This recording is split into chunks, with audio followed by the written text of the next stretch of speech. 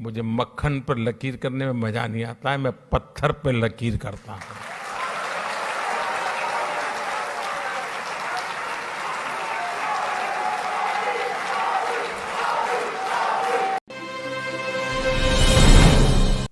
Digital network की जो ताकत बनी है उसका ये परिणाम मिल रहा है।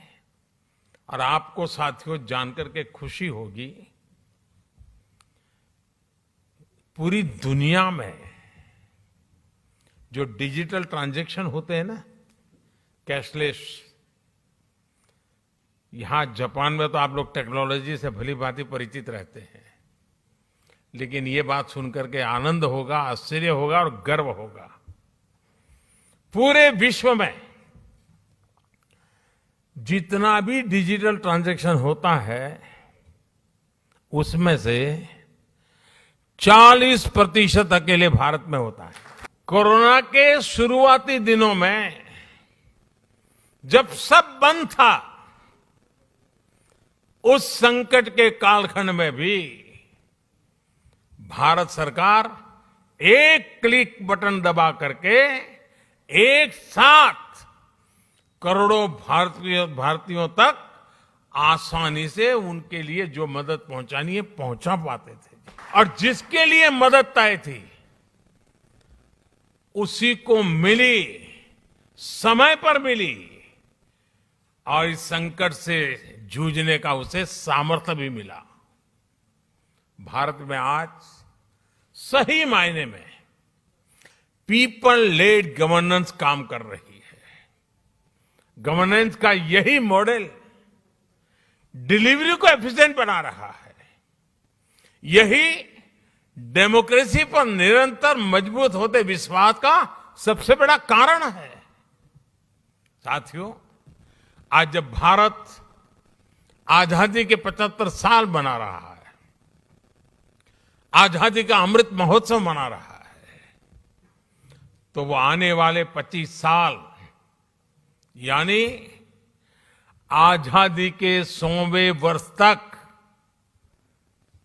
हिंदुस्तान को हमें कहां पहुंचाना है, किस ऊंचाई को प्राप्त करना है, विश्व में हमारे झंडा कहां कहां कैसे कैसे गाड़ना है, आज हिंदुस्तान उस रोड मैप तैयार करने पर लगा हुआ है। आजादी का ये अमृतकाल भारत की समृद्धि का, संपन्नता का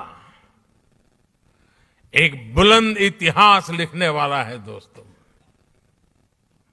मैं जानता हूं कि ये जो संकल्प हमने लिए हैं, ये संकल्प में आप पे बहुत बड़े हैं, लेकिन साथियों, मेरा जो लालन पालन हुआ है, मुझे जो संस्कार मिले हैं, जिन जिन लोगों ने मुझे गढ़ा है, उसके कारण मेरी भी एक आदत बन गई है। मुझे मक्खन पर लकीर करने में मजा नहीं आता है, मैं पत्थर पर लकीर करता हूं।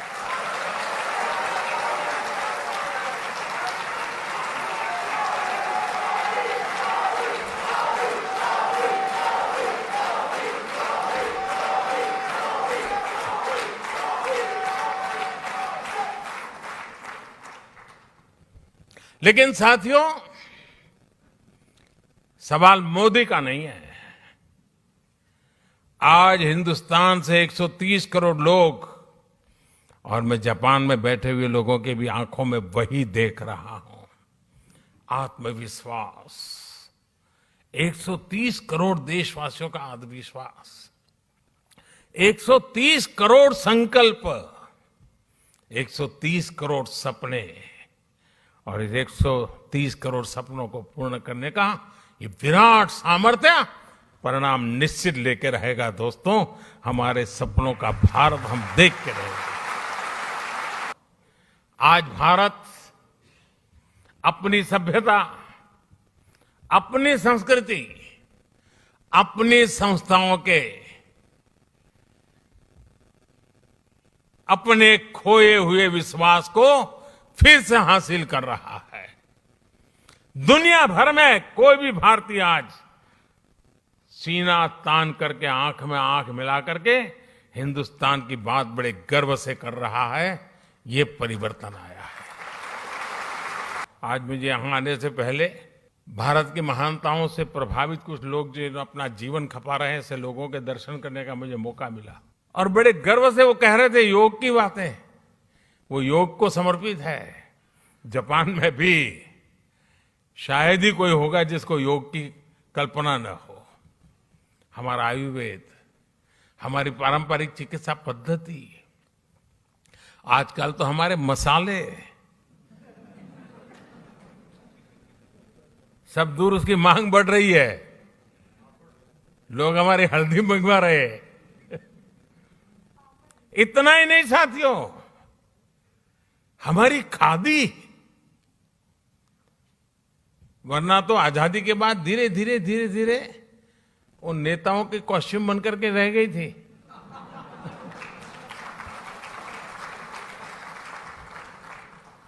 आज उसका पुनर्जीवन हो गया है।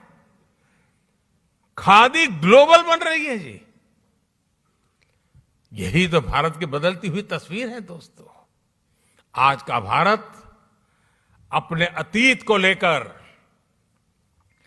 जितना गौरवान्वित है, उतना ही tech led, science led, innovation led, talent led future को लेकर भी आशावान है। जापान से प्रभावित होकर स्वामी विवेकानंद जी ने एक बार कहा था कि हम भारतीय नौजवानों को अपने जीवन में कम से कम एक बार जापान की यात्रा जरूर करनी चाहिए।